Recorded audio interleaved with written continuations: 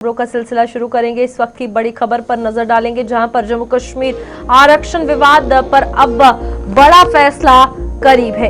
केंद्र की आपत्तियों का जवाब तैयार है और अब कैबिनेट की बारी है। उमर अब्दुल्ला ने कहा है कि सरकार ने अपना काम पूरा किया है और ओपन मेरिट बढ़ाने की सिफारिश, कोटा घटाने का प्रस्ताव जो है वो रखा गया। जम्मू कश्मीर के मुख्यमंत्री उमर अब्दुल्ला ने ये कहा कि आरक्षण के प्रस्ताव पर केंद्र सरकार की तरफ से मांगी गई सफाई का जवाब पूरा हो गया है और कैबिनेट जल्द ही इसे मंजूरी दे देगी। उन्होंने कहा कि सरकार ने अपनी जिम्मेदारी पूरी कर ली है और समाज कल्याण मंत्री सकीना इत्तू की अगुवाई वाली कैबिनेट सब कमेटी ने एक विस्तृत रिपोर्ट तैयार की है, जिसके बाद कैबिनेट में मंजूरी देकर उपराज्यपाल के जरिए केंद्र सरकार को इसे भेजा जाएगा और भेज दिया गया है।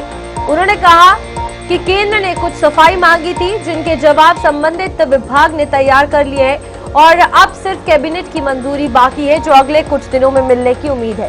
सरकार ने आरक्षण को लेकर सुधार की सिफारिशें भी रखी है, जिसमें EWS और RBA कोटा कम करने और ओपन मेरिट के लिए हिस्सा बढ़ाने का प्रस्ताव भी शामिल किया गया है।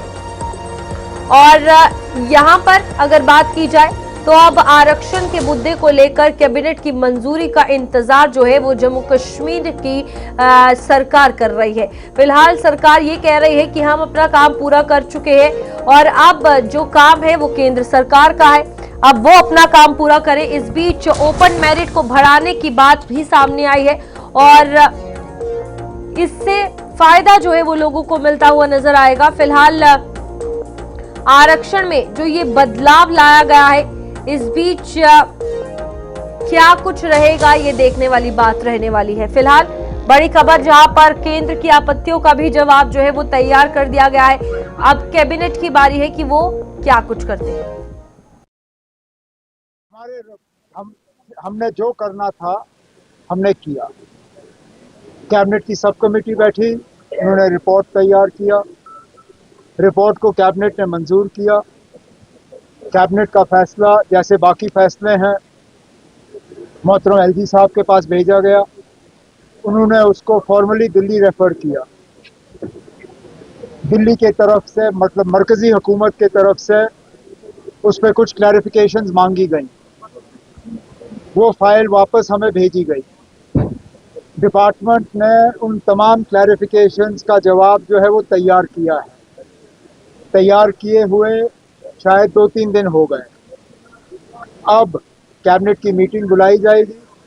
कैबिनेट में, क्योंकि ये फैसला कैबिनेट का था, कैबिनेट उस जवाब को अप्रूव करेगी और वो जवाब वापस गवर्नमेंट ऑफ इंडिया मरकजी हुकूमत के पास भेज दिया जाएगा। ये चंद दिनों की बात है। मुख्यमंत्री उमर अब्दुल्ला का क्या कुछ कहना था। इस बीच हमारे साथ वरिष्ठ पत्रकार विनोद कुमार जी जुड़ चुके हैं। विनोद जी, आरक्षण के मुद्दे को लेकर अगर बात की जाए, क्या लगता है तमाम बातें जो मुख्यमंत्री की तरफ से की गई है, सामाजिक न्याय इसमें कितना मिलता हुआ नजर आ रहा है, या फिर अगर मेरिट की बात की जाए तो ओवरऑल बैलेंस कैसे क्रिएट होगा या फिर और नए इश्यूज क्रिएट होते हुए नजर आएंगे?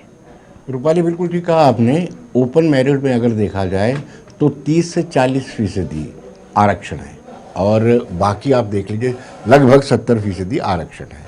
इसको लेकर के खुद नेशनल कॉन्फ्रेंस के जो आगा शायद रहुल्ला मेहंदी है, वो भी इस पर ऑब्जेक्शन उठा रहे हैं और वहाँ पे यूथ भी ऑब्जेक्शन कश्मीर में उठा रहे हैं। और इसी को लेकर के सरकार ने एक कैबिनेट सब कमेटी बनाई थी सकीना इत्तू की अगुवाई में।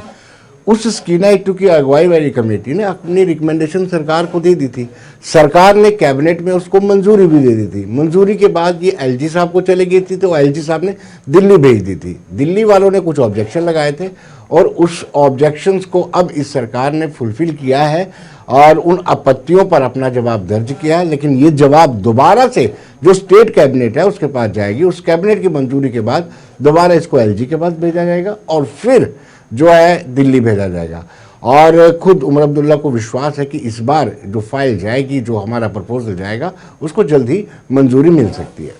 लेकिन ये जो पूरा प्रोसीजर अगर हम माने, कैबिनेट की मंजूरी मिलना, फिर उपराज्यपाल मनोज सिन्हा के पास जाना, फिर दिल्ली में जाकर इस प्रस्ताव में चेंजेस लाने की बात करना, ये ओवरऑल आप मान रहे हैं कि कहीं ना कहीं अब एक राजनीतिक फायदा या मुद्दा भी बनता हुआ नजर आ रहा है, क्योंकि 2 बार ये हो चुका है। देखिए, अगर कोई ऑब्जेक्शन हो उस ऑब्जेक्शन को रूल आउट ना किया जाए और उस ऑब्जेक्शन को लेकर के आपत्ति जाहिर की जाती है केंद्र सरकार की तरफ से। ये कानून कायदे हैं, यूटी के कानून कायदे हैं कि जो भी कैबिनेट पारित करती है और वो जो है उपराज्यपाल मनोज कुमार सिन्हा के पास जाता है और वो जो केंद्र के साथ पर्टेन करता है वो मुद्दा केंद्र के पास जाएगा।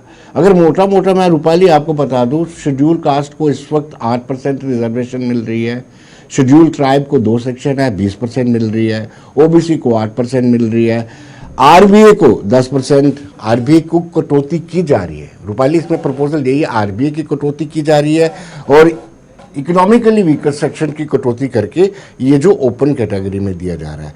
तो जो एक्स सर्विसमैन है वो 6% है और जो डिसेबिलिटी वाला है वो 4% है। उसमें ओपन कैटेगरी में भी आ सकते हैं, कोई भी डिसेबल हो सकता है, किसी भी ओपन कैटेगरी का हो या कि एक्स सर्विसमैन कोई भी हो सकता है। इसको हॉरिजॉन्टल रिजर्वेशन कहते हैं।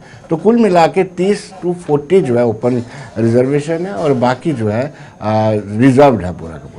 तो जो ये आंकड़ा आपने यहाँ पर रखा है, क्या हम माने कि अगर ये पास हो जाता है तो सबसे बड़ा बदलाव होगा जो आरक्षण का सुधार जम्मू कश्मीर में देखने को मिलेगा? देखिए, एक आवाज उठ रही है, उस आवाज को संतोष करने के लिए, उस आवाज को संतुष्ट करने की लाजमी हो जाती है कि आप कुछ ना कुछ तो बदलाव करें। अब खुद ही उनके सांसद आगा साहिब राहुल्ला मेहंदी मुखरता से इसका विरोध कर रहे हैं कि व्हाट इज आरक्षण, ये कैसा आरक्षण है जिसमें ओपन कैटेगरी के लिए कोई जगह नहीं है।